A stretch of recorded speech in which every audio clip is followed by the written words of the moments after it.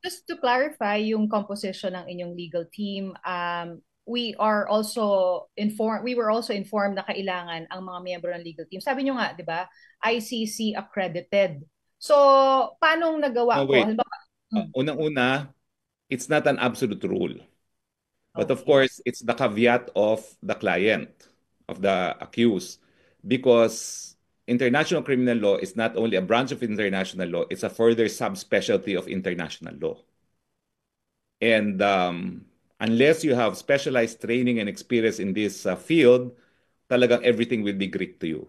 It's not enough that you're a Philippine lawyer and appear, although there is no disqualification. Kaya nga, hindi ko alam kung nagawa na ito ng registry eh. Kasi si ES naman kasi kasama niya sa eroplano. No? But the very first thing that the registrar will ask the accused to do is, here is the list of 200 lawyers accredited by the list council. And the criteria, a single criteria is proven competence in the field of international law. Okay? So you may hire lawyers outside of the list, subject to the caveat that it's a specialized field of international law.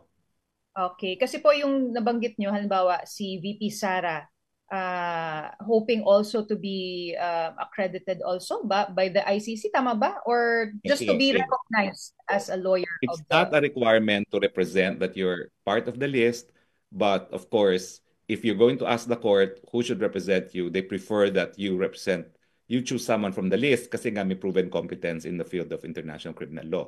Ulitin ko po ha, kung mag-a-apply si VP Sara, it's only because she needs access to the president.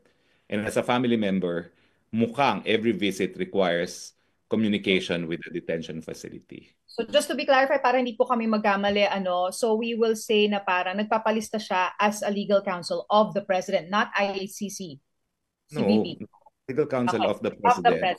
to Okay. give her a counsel's access to an accused while Okay. under detention, And then which one should last, be bettered, no, na hindi po pwedeng pagbawalan. Samantalang ang magbisita ng pamilya ay subject to restrictions. okay. And then, kayo sir, di ba, nagpapa-add kayo as ICC legal counsel. Yes, dahil nasa Okay. list naman talaga ako.